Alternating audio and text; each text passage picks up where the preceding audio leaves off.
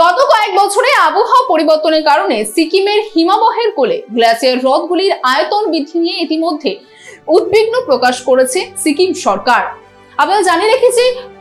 গত অক্টোবর মাসে লোনাক হ্রদের পাড় ভেঙে যাওয়ার ফলে যে তাণ্ডব দেখিয়েছিল, অর্থাৎ যে হরপা তাণ্ডব আমরা দেখেছিলাম, সেই পরিস্থিতি যাতে পুনরায় না হয় সেই বিষয় নিয়ে কিন্তু ইতিমধ্যে নজরদারি শুরু করেছে সিকিম সরকার। ইতিমধ্যে যে সূত্র বা যে খবর পাওয়া যাচ্ছে সেই খবর অনুযায়ী সিকিমের 16টি গ্লেসিয়ার হ্রদের ইতিমধ্যে যে মূলত আয়তন বৃদ্ধি পাচ্ছে সেই আয়তন বৃদ্ধির উপরেই কিন্তু কড়া নজরদারি শুরু করেছে সিকিম সরকার। সঙ্গে রয়েছে কেন্দ্র সরকার এবং সেনাবাহিনী। সিকিমের চীন ভারত সীমান্ত বিদেশ মন্ত্রকের কাছে একটি অত্যন্ত স্পর্শকাতর এলাকাগুলির মধ্যে কিন্তু একটি এলাকা বলেই চিহ্নিত,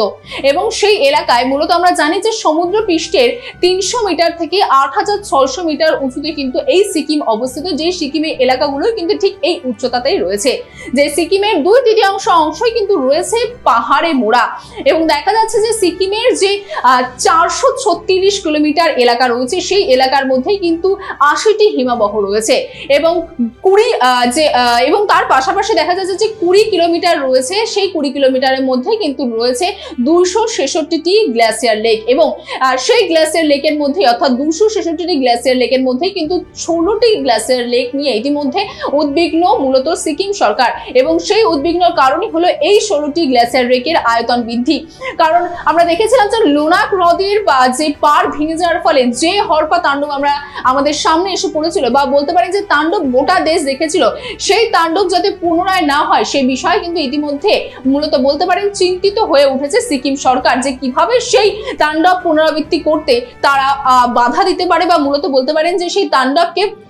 বন্ধ করার জন্য কি কি প্রক্রিয়া করতে সম্ভব সেই প্রক্রিয়ায় কিন্তু ইতিমধ্যে হাঁটছে, বা বলতে পারেন সেই পথেই হাঁটছে ইতিমধ্যে সিকিম সরকার। তার পাশাপাশি সিকিমের সরকার তরফ থেকে এটাও জানানো হয়েছে যে উন্নয়নের পাশাপাশি এই যে হিমবাহের যে পরিবর্তন হচ্ছে সেই পরিবর্তনের দিকে কিন্তু সিকিম সরকারের নজরদারি রাখা কিন্তু তার কর্তব্যের মধ্যে পড়ছে, এবং সুতরাং যাতে অক্টোবরের সেই যে প্রাকৃতিক বিপর্যয় হয়েছিল, যেই প্রাকৃতিক বিপর্যয়ের তাণ্ডব আমরা দেখেছিলাম, সেই প্রাকৃতিক বিপর্যয় যাতে পুনরায় না হয় বা পুনরাবৃত্তি না হয় সেদিকে নজর রাখতে হবে সিকিম সরকার। এবং ইতিমধ্যে যার জন্য কিন্তু নিয়মিত মূলত বলতে পারেন যে সমীক্ষা শুরু হয়েছে হ্রদগুলি নিয়ে, এবং তার পাশাপাশি শুধুমাত্র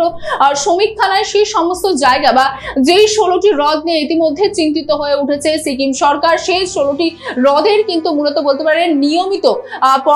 পর্যবেক্ষণ বা পর্যালোচনা কিন্তু চলছে সেই এলাকাগুলিতে, যেখানে কিন্তু সিকিম সরকারের পাশাপাশি সঙ্গী রয়েছে কেন্দ্র সরকার এবং সেনাবাহিনী। তবে এবার দেখার বিষয় যে আবারও কি